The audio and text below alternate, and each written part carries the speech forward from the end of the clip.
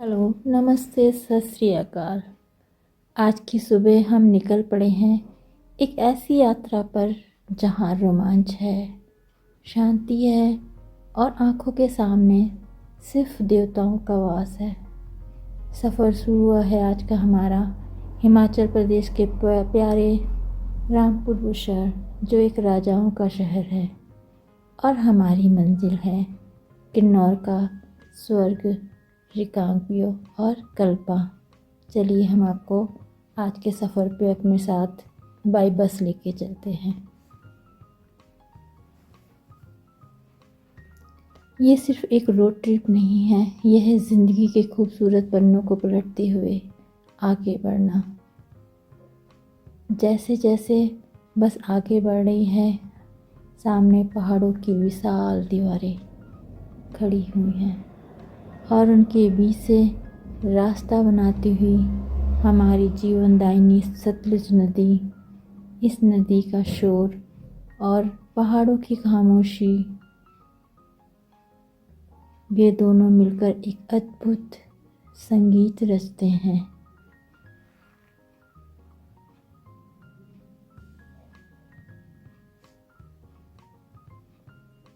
ये है सतलुज रिवर और ये है हमारे स्वर्ग, जो पहाड़ों के बीच से निकलती हुई सतलुज रिवर और झरने हैं।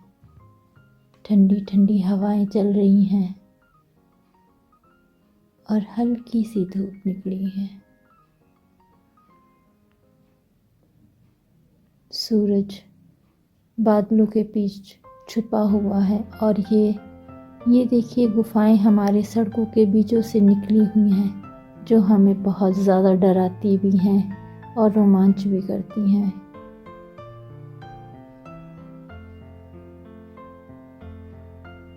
ये सुंदर नज़ारे, अद्भुत नज़ारे, रास्ते में हमें ऐसे नज़ारे आए जिन्होंने मुझे सचमुच चौंका दिया।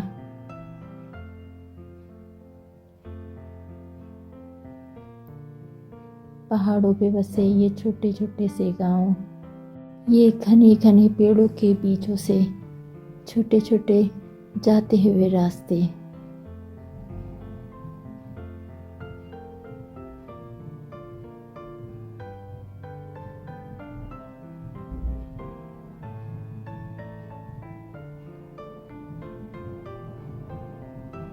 सतलुज रिवर का ये नज़ारा, दो पहाड़ों के बीच से निकलती हुई हमारी सतलुज रिवर इतनी मनमोहनी है कि मेरा दिल करे कि यहीं इन्हें देखती रहूं, निहारती रहूं।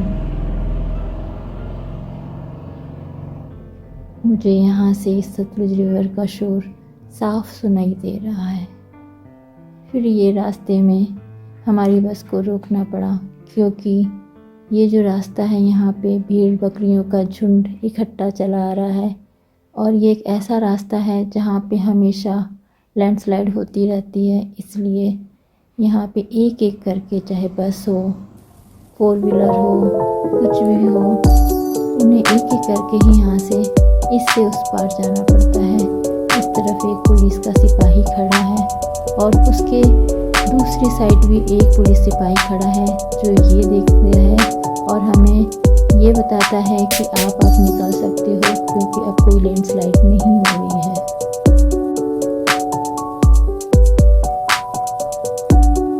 कहीं विशाल के झरने हमें मन मोह रहे हैं, पहाड़ों के ऊपर से गिरते हुए झरने, कहीं विशालकाय गुफाएं जैसे दरारें दिखी, जो प्रकृति की शक्ति बताती है, और कहीं बड़े बड़े बांध और गुफाएं हमारा मन मोह लेती हैं।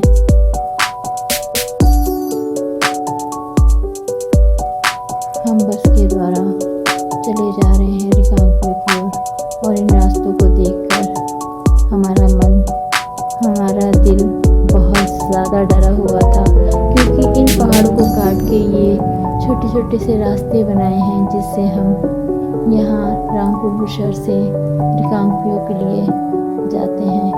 इन रास्तों में कई जगह हमें पहाड़ों से झरने गिरते हुए और कई जगह मनमोहनी चीज़ों को निहारते हुए, देखते हुए हमारा सफ़र आगे बढ़ता जा रहा है।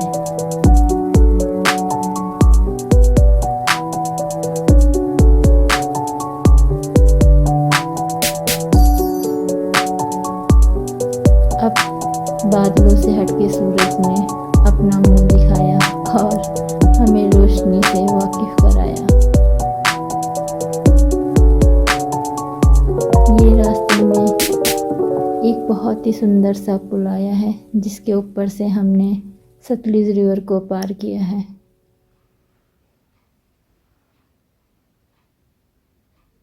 अब हम बाबा नगर पहुँचे हैं। इसके दूसरी साइड ऊपर की तरफ हम निचार के लिए जा सकते हैं और ये बाबा नगर नीचे पड़ता है। यहाँ से हमें बस को बदलकर निचार के लिए ऊपर जाना पड़ता है, जहाँ से हमारी किन्नौर डिस्ट्रिक्ट स्टार्ट हो जाती है।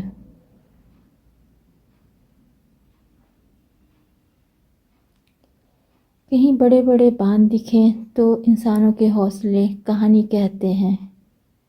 जो सच कहूँ तो इन रास्तों पर डर और खूबसूरती दोनों का मज़ा संभल कर चलना और हर पल को जीना भी है। यहाँ पर एक हमें पावर प्लांट दिखा जो बहुत विशालकाय था, जिसकी खूबसूरती निहारते हमारी आंखें भी नहीं थकती हैं।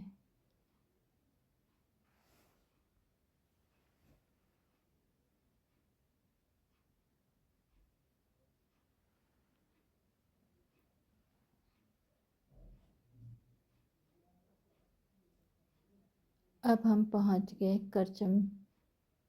करचम एक डैम है जो इस विशाल के पहाड़ों के बीच में सतलुज रिवर पर बना हुआ है।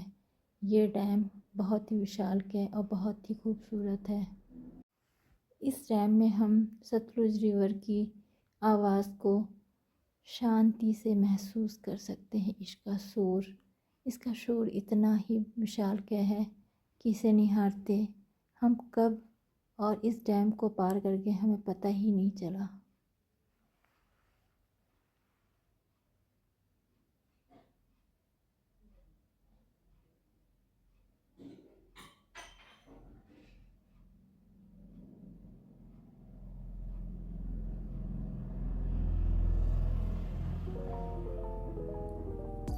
इस उफान में सतलुज रिवर को देखना और इसके शोर को सुनना सच में मेरा दिल ही नहीं कर रहा था कि मैं अपनी नज़रें इसके पास से हटाऊं। जी कर रहा था इसको देखती जाऊं, बस देखती जाऊं।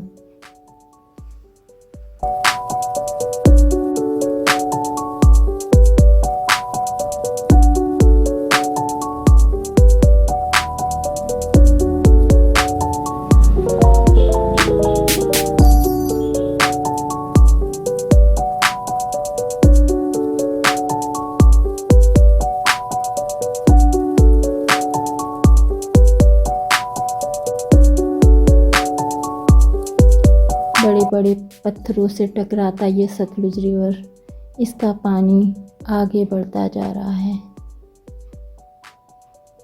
जैसे वो कह रहा है, मुझे छोड़ दो, मुझे आगे जाने दो, मुझे मत रोको।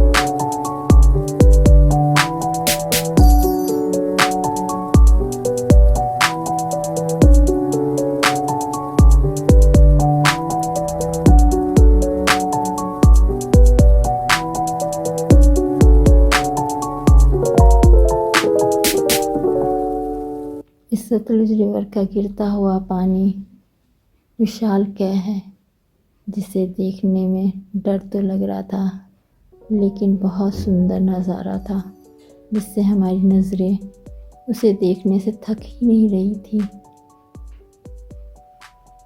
हमने यहाँ 10 मिनट रुककर इस नज़ारे का पूरा आनंद लिया।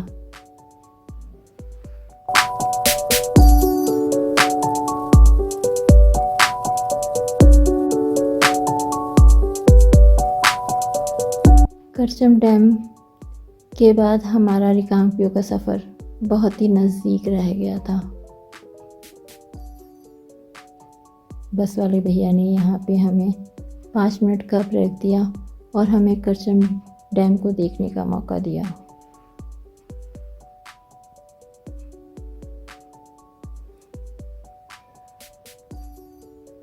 ये बादल जो पहाड़ों के ऊपर अपना घर बनाए बैठे थे, इतना सुंदर लग रहा था उन्हें देखती जाऊं, बस देखती जाऊं। और ये बर्फ़ जो पहाड़ों पे एक सुंदर सी चादर की तरह बिछी हुई है। लगभग पूरा दिन सफ़र के बाद अब हम पहुंच गए रिकांगपिओ, किन्नौर का ये दिल। आपकी सादगी और ठंडक के लिए जाना जाता है। बस से उतरकर पहला काम इस जगह को महसूस करना था। हमने अपने होम स्टे की बालकनी से इस नज़ारे को घंटों तक निहारा। पहाड़ों पे ये बिछी सफ़ेद चादर को देखते देखते हमारा जी ही नहीं भरा। अब मैं आपको जिस होम स्टे में रुकी हूँ उसका टूर देती हूँ। चलिए अंदर चलते हैं और दिखाते हैं आपको अपना स्वीट होम स्टे।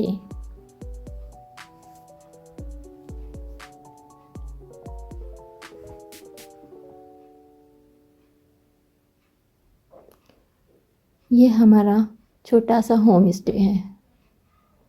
इसको एंटर करते ही इस तरफ बेड पड़ा हुआ है और इसके फर्श और आधी आधी दीवारें लकड़ी से बनी हैं जो इस कमरे को गर्म करने में सहायक होती हैं।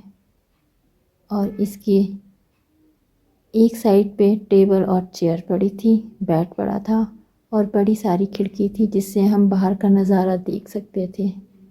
ऊपर छत पे भी लकड़ी का काम हुआ है जो हमारे इस कमरे को गर्म रखने में सहायक होता है। एक यहाँ मिरर था। ये बहुत ही सुंदर होम स्टे था। इसका किराया हमें 1500 पर डे के हिसाब से पड़ा, यानी 1500। इधर बाहर एक छोटी सी बालकनी बनी है और इन्होंने हमें किचन भी साथ में दिया है। हमने यहाँ पे 2 दिन और 2 रातें बिताई क्योंकि हमें यहाँ के बाद ऊपर कल्पा का भी सफ़र करना था। बाहर तो मेरा जी ही नहीं भर रहा था कि मैं उसे ना देखूं। बार बार मेरा दिल बाहर के पहाड़ों को, बर्फ़ को और सामने किन्नौर कैलाश महादेव को देखते नहीं भर रहा था। अपना दिल बस यही कर रहा था जैसे मैं यहीं पे बस जाऊं। मैंने बहुत देर तक इंतज़ार किया कि मैं बस अब बाहर निकलूं और कहीं घूमने जाऊं। मैंने यहाँ होम स्टे में पूरा दिन अंदर ही बिताया। क्योंकि सामने का नज़ारा इतना अच्छा था कि मुझे बाहर देखते देखते शाम हो गई। आसपास के सुंदर सुंदर से ये घर जो कि ज़्यादातर लकड़ियों से बने थे। फिर हमने तैयारी करी शाम के डिनर की। तैयारी करने के लिए हमने खुद ही यहाँ होम स्टे में बने किचन से सामान लेके अपना डिनर बनाया।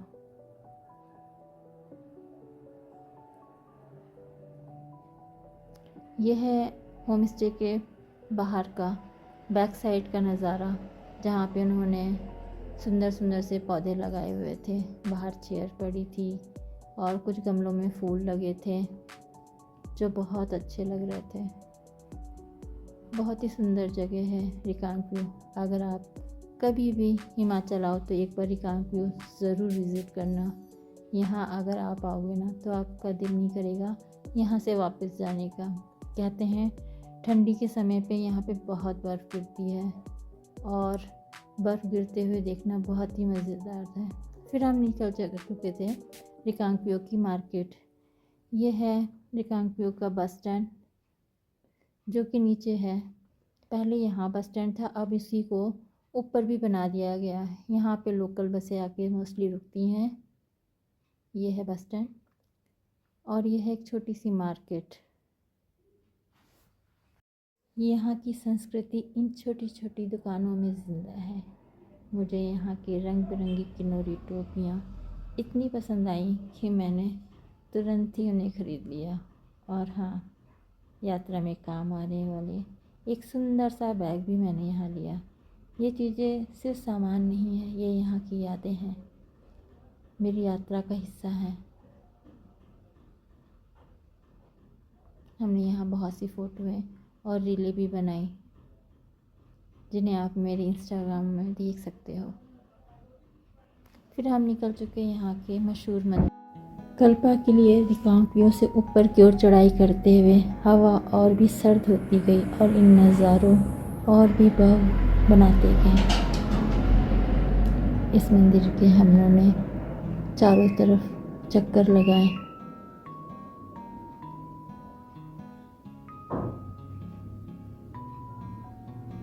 इस मंदिर की नक्काशियाँ देखने वाली थी, जिन्होंने हमारा मन मोह लिया।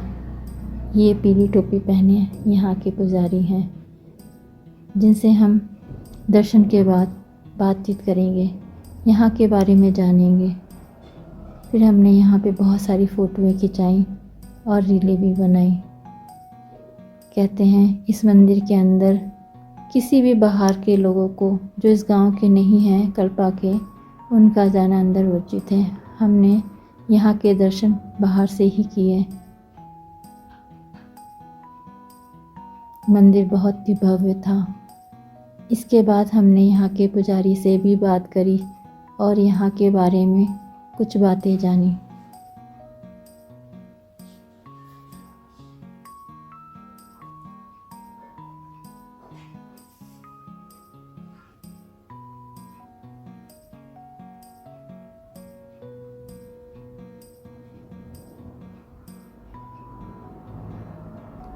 ये बहुत सारे मंदिर के बाहर बुद्ध भगवान के स्टैचू से रखे थे। इनके बारे में मुझे कुछ पता नहीं था, तब पुजारी ने हमें इसके बारे में कुछ जानकारी दी।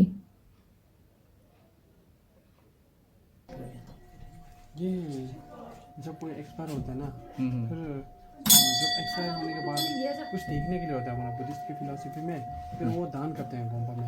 जब एक कोई एक्सपायर होता है फिर वहाँ पे लाते हैं। विष्णु में उनका ब्रह्मा और विष्णु जी का, ब्रह्मा विष्णु नहीं है, बुद्धिस्ट के हैं सारे। बुद्धिस्ट के जमा यहाँ पे रखते आते हैं। बुद्धिस्ट के देवी देवता हैं सारे।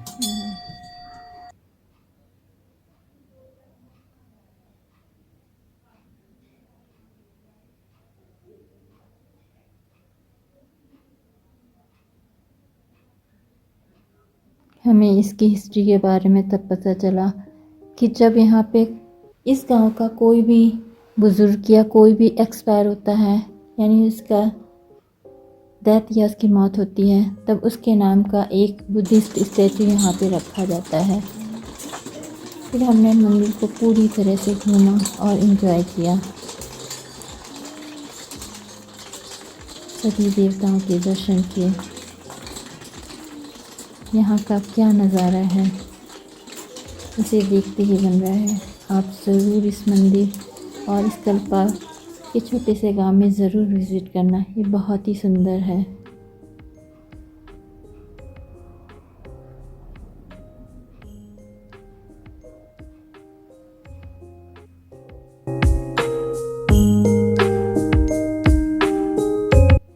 ये मंदिर के बाहर का हिस्सा है, जो बहुत ही सुंदर है। हमारे सभी फ्रेंडों ने यहाँ पे सुंदर सुंदर सी फ़ोटोएं खिंचाई और इस नज़ारे को अपने अपने फ़ोन, अपने अपने कैमरे में कैप्चर किया। यहाँ से कहते हैं सूर्य की किरणें जब किन्नौर कैलाश पे पड़ती हैं तो बर्फ़ सोने जैसी चमकती है। बस इस एक ही शब्द को निकला रोमांटिक। कितना प्यारा, प्राकृतिक अपने सबसे खूबसूरत रूप से यहाँ मौजूद है। यहाँ के स्थानीय मंदिर और छोटे छोटे गांव, इनमें से एक सुकून है जो कहीं और नहीं मिलता। हमने इस मंदिर को पूरी तरह से अच्छी तरह से देखा और निहारा, और इसके आसपास और भी छोटे छोटे मंदिर थे जहां हमने जाकर उनको भी देखने की इच्छा जाहिर करी। अब हम आए दूसरे मंदिर। यह है एक माता का मंदिर, लेकिन यहाँ आते ही पता चला ये मंदिर बंद पड़ा था, क्योंकि हम लोग जब यहाँ पहुँचे तो बहुत देर हो गई थी। लेकिन फिर जो वहाँ पे कुछ लोग बैठे थे उनसे हमने जानकारी ली कि ये मंदिर क्यों बंद है। तो उन्होंने हमें बताया कि ये रोज़ मंदिर नहीं खुलता है, इसके खुलने का भी एक समय होता है, दिन होता है। और इस मंदिर के इतिहास के बारे में हमने उनसे जानने की कोशिश करी, तो हमें यहाँ पे पाया कि यहाँ पे एक बोर्ड में इस मंदिर के बारे में लिखा था। ये आदिशक्ति देवी चंडिका जो कोठी द्वारा सहायक इन देवी देवताओं का कमरा ब्रह्मा विष्णु जी की कल्पा देवताओं का बना हुआ है। इसकी विशालकाय छतें और सुंदर सुंदर नक्काशियाँ जिन्हें हमने पूरी अच्छी तरह देखा। यहाँ मंदिर में कुछ काम भी चल रहा था, जिसकी वजह से बहुत ज़्यादा रास्ते ख़राब थे।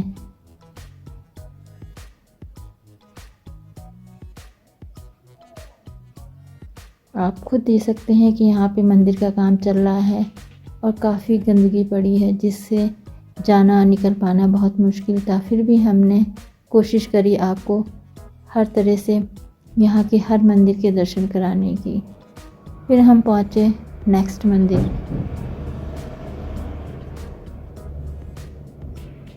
जो कि छोटी छोटी गलियों से होकर जा रहा था।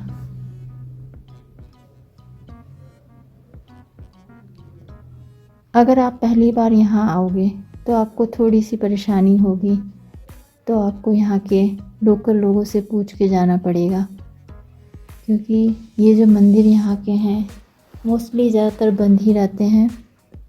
आपको इनके बारे में जानकारी लेनी पड़ेगी कि ये कब खुलते हैं और कब बंद होते हैं, क्योंकि मंदिर का काम होने की वजह से यहाँ पे अभी सारे मंदिर वैसे बंद हैं। फिर भी हमने उनके बाहर से दर्शन किए, उन्हें हाथ जोड़ा और माथा टेका।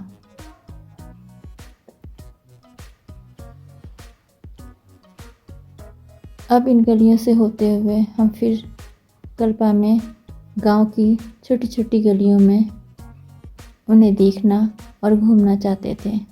इस मंदिर से बाहर निकलकर फिर हम इस गांव की तरफ निकल पड़े, जो इस कल्पा का सुंदर सा गांव है।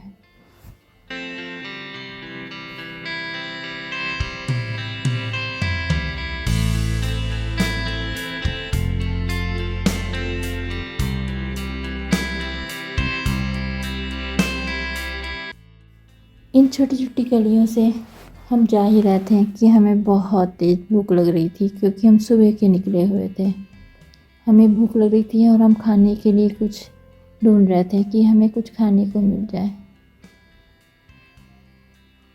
पूरी गलियों में बिल्कुल शांति थी, बिल्कुल शोर नहीं था। बहुत सुंदर नज़ारे थे। यहाँ आकर जैसे लग रहा था हम स्वर्ग पे आ गए हैं। यहाँ देखें, कुछ स्थानीय लोग यहाँ बैठे हुए थे, लेकिन बहुत कम, मुझे तो ज़्यादा दिखे ही नहीं, 2-3 लोग ही दिखे यहाँ पे। फिर जिस मंदिर में हमने दर्शन किए थे वो इसी रास्ते में पड़ता है। फिर हमको एक छोटा सा होटल मिला।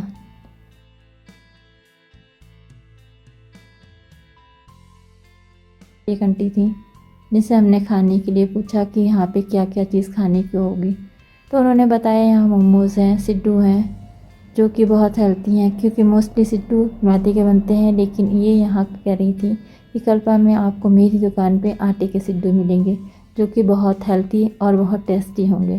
तो हमने उनसे सिड्डू के लिए बोला कि पहले आप हमें सिड्डू खिलाएँ, इसके बाद आप हमें मोमोज़ खिलाएँ। फिर हम बैठ गए उसी चाह में कि हमें सिड्डू और मोमोज़ खाने को मिलेंगे। वहाँ पे एक लोकल अंकल थे उस होटल में, उनसे मैंने बात करी, तो उन्होंने हमें बताया कि इस जगह को मैं करीब 15 दिन से रुक के यहाँ इस जगह के बारे में मैं जानकारियाँ ले रहा हूँ, और मैं इस होटल में रोज़ खाना खाने आता हूँ और यहाँ का खाना बहुत ही टेस्टी है। यहाँ पे सिड्डू और मोमोज़ खाने के बाद हम वापस रिकांगपिओ पहुँच गए, जहाँ पे एक और माता का मंदिर है। कहते हैं ये बहुत ही शक्तिशाली माता है, जिनके दर्शन अगर आप रिकांगपिओ से गए तो आपके लिए एक कुछ भी ना घूमने वाली चीज़ होगी कि आपने कुछ भी नहीं देखा। इसलिए अगर आप रिकांगपिओ आते हैं तो इस माता के मंदिर एक बार ज़रूर दर्शन करने आना। कहते हैं इस रिकांगपिओ को इन माता ने ही इन पहाड़ों में सुरक्षित रखा हुआ है। इन्होंने यहाँ पे हर तरह से इस गांव को हर मुसीबत से बचाया है। और सामने यहाँ पर भैरव बाबा का भी मंदिर है, जो माता के मंदिर के जस्ट सामने है। हमने यहाँ पे आकर भैरव जी के भी दर्शन किए और माता के भी दर्शन किए। फिर हम निकल पड़े वापस अपने होम स्टे के लिए। यहाँ रास्ते में जाते हुए हमने देखा कि रोड में सुंदर सा एक नज़ारा जो थे यहाँ के लोकल सेब। ये आसपास सारे सेब के पेड़ हैं, जिसमें ढेर सारे सेब लगे हैं और बहुत ही सुंदर लाल लाल। हमने यहाँ पे चुपे से एक दो सेब तोड़ के खाए भी थे। बारिश शुरू हो गई और हमने इस बारिश के मौसम में एंजॉय किया, वीडियो बनाया। और फिर यहाँ से हमने किन्नौर कैलाश को भी देखा, जो बर्फ़ के बीच में छुपे हुए थे। क्या नज़ारा था। हमारी रामपुर से शुरू हुई यात्रा रिकांगपिओ के हलचल और कल्पा के स्वर्गीय शांति तक पहुंची। बहुत मज़ा आया है। ये यादें हमेशा मेरे साथ रहेंगी। उम्मीद है आपको भी ये सफ़रनामा पसंद आया होगा। मिलते हैं अगली बार किसी और रोमांचक सफ़र पर। जय हिमाचल, जय भारत। अगर आपको मेरी वीडियो अच्छी लगी तो आप ऐसी और इंटरेस्टिंग और अच्छी वीडियो के लिए मेरे वीडियो को लाइक कमेंट शेयर ज़रूर करके जाना। और नेक्स्ट जहां हम ट्रैवल करेंगे उसकी वीडियो को देखने के लिए सब्सक्राइब भी करके जाना। इस हिमाचल की लड़की को आप प्लीज़ सपोर्ट करो और मुझे सब्सक्राइब करो, ताकि मैं आपके लिए और अच्छी वीडियो लेके आऊँ। मिलते हैं नेक्स्ट वीडियो में। Bye bye. अपना ख्याल रखना और हमेशा खुश रहना और तंदुरुस्त रहना।